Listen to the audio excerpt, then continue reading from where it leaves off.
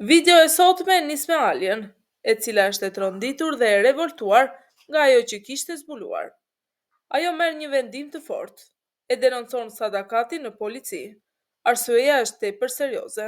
Sadakati kishte ndërhyrë në mënyrë të qëllimshme tek një pacient që Alia do ta operonte, duke i dhënë një ilaç që mund t'i rrezikonte jetën.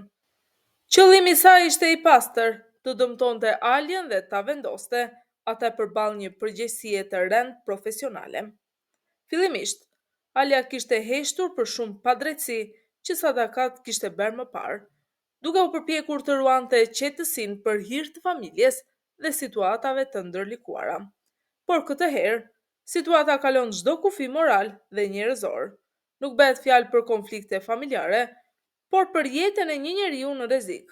Në momentin kur policia vjen për të marrë Sadakatin, shpërthen një përballje fortë emocionale. Alia akuzon hapur, duke quajtur veprimin e saj çnjerëzor dhe të tmerrshëm, ndërsa Sadakati, në vend që të pendohet, përpiqet ta justifikojë veten duke fajsuar Alien dhe duke thënë se gjithçka e ka bërë për ta larguar atë nga jeta e tyre. Ndërsa në këtë skenë, Alia i tregon Xhianit se si zbuloi planin e rrezikshëm të Sadakatit për të dëmtuar një paciente të pafajshme dhe si pas shumë hezitimesh dhe durimi vendosi ta denoncojë. Nga ana tjetër, Xhiani përballet me një dilemë të tmerrshme mes dashurisë për nenën dhe drejtësisë. Në komisariat, Sadakat mban një qëndrim të fortë dhe mbrojtës, duke mohuar kategorikisht çdo akuzë që Alia ka bërë ndaj saj. Ajo paraqet veten si viktimë të një komploti të qëllimshëm dhe akuzon Alien se po përpiqet ta njollos dhe ta rrëzojë nga pozita e saj në familjen Alboran. Sadakat thekson që nga fillimi ka dyshuar në qëllimet e Alies, duke pretenduar se martesa e saj me Xhianin nuk ishte për dashuri, por për interes, për të futur në një familje të fuqishme dhe për të përfituar nga ndikimi i tyre. Sipas saj, kjo ambicie e ka shtyr Alien të ndërtojë vazhdimisht intriga dhe kurthe kundër saj.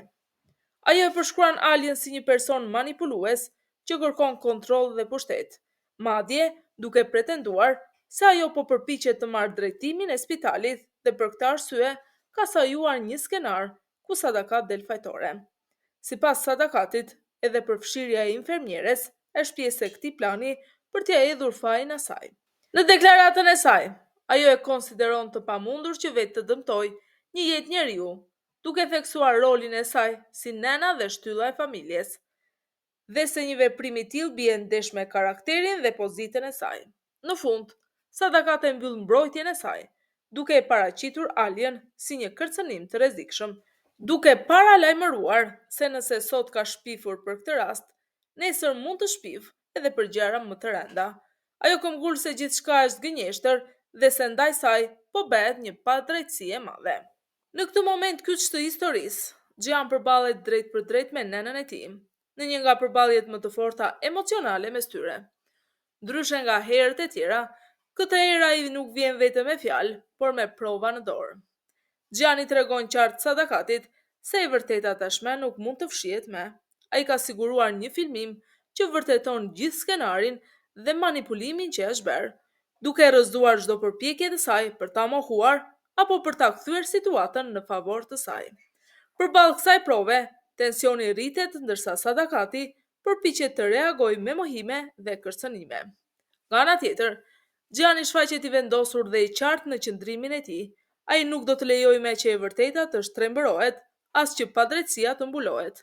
Ai e paralajmëron nenën se kjo video do të dorëzohet dhe do të shërbejë si provë, duke i dhënë fund manipulimeve. Momenti bëhet edhe më i fortë kur Xhian thekson se këtë filmim do t'ia jap edhe Alies, duke i lënë asaj në dorë të vërtetën dhe drejtësinë. Kjo tregon qartë se ai ka zgjedhur të mos mbajë më anë, por të qëndrojë në krah të së drejtës, pavarësisht lidhjes së gjakut. Në këtë moment dramatik, familja përballet me një dilemë të rëndë morale pas asaj që ka bërë Sadakati.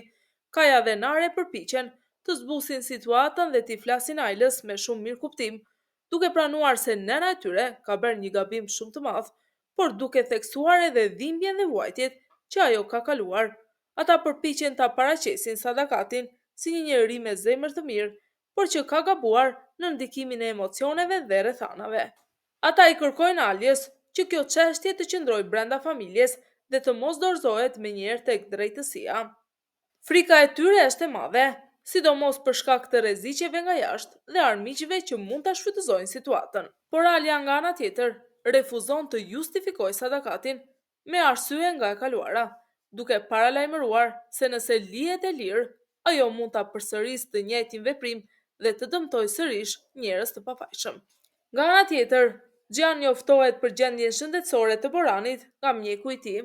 Ai shpjegon se janë vërejtur shenja shqetësuese si prania e gjakut në urinë, që tregojnë se veshka e vetme e Boranit po has vështirësi të mëdha në funksionim. Gjendja e tij kërkon ndërhyrje të menjëhershme dhe monitorim të vazhdueshëm. Ai shpjegon se ekziston rreziku që të nevojitet dializë apo edhe transplant i veshkës. Në një moment të papritur dhe plot tension, Exmel shkon të takojë Sadakatin në burg, që në hyrje të bisedës ai shfaqet ironik dhe provokues, duke e përshëndetur me një ton tallës dhe duke e vënë në dukje gjendjen e saj pas hekurave. Sadakat e habitur dhe e irrituar nga prania e tij e pyet drejt për drejt se pse ka ardhur, ndërsa Exmel me një buzëqeshje të ftohtë i kujton një moment nga e kaluara kur ajo vete kishte vizituar atë në burg.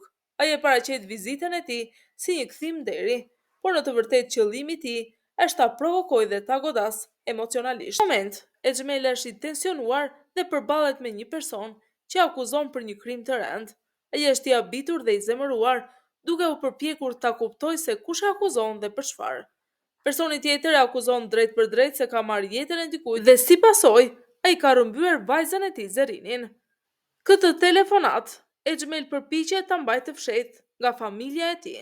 Në gjendje të dehur, Alia bisedon me Gjanin, duke i treguar për videon që ka në dorë. Ajo tregon dyshime dhe vështirësitë e saj për ta vendosur nëse duhet ta dorëzojë apo jo materialin, duke shprehur ngatërimin emocional dhe përgjegjësinë që ndjen. Nga ana tjetër, ajo shpërthen në dhimbje, duke rrëfyer të gjithë vuajtjet që ka përjetuar që nga momenti kur hyri në familjen e Xhihanit. Gjan e dëgjon i heshtur, pa ndërhyrë, duke i dhënë hapësirë për të shprehur gjithçka. Në atë moment, Alia i tregon Xhihanit dashurinë e saj që ndjen për të, duke e mbështetur dhe ngushëlluar dhe duke e bërë situatën edhe më të fortë emocionalisht. Ndërsa në këtë skenë është dialogu midis Sadakatit dhe Alies. Sadakati: "Mirë se erdhe nuse. Për këtë triumf ke ardhur apo jo? Por mos harro, një luan. Kur armiku e fut në kurth, nuk mendon si të shpëtojë, por si të marrë hak. Ai që jeton me ujkun mëson të ulë ras." Alia: "Zonja Sadakat, që në momentin e parë që hyra në konak, që kur mësova emrin tënd në atë vend, unë e pash me sytë e mi, guximin që ke për shumë gjëra që unë as nuk do guxoja. Dhe po, guximi yt gjithmonë ekziston, por nuk është në rrugën time. Rruga ime kalon përmes drejtësisë, përmes së drejtës dhe përmes mirësisë. Por unë nuk do të lëndoj askënd për të hapur rrugën time.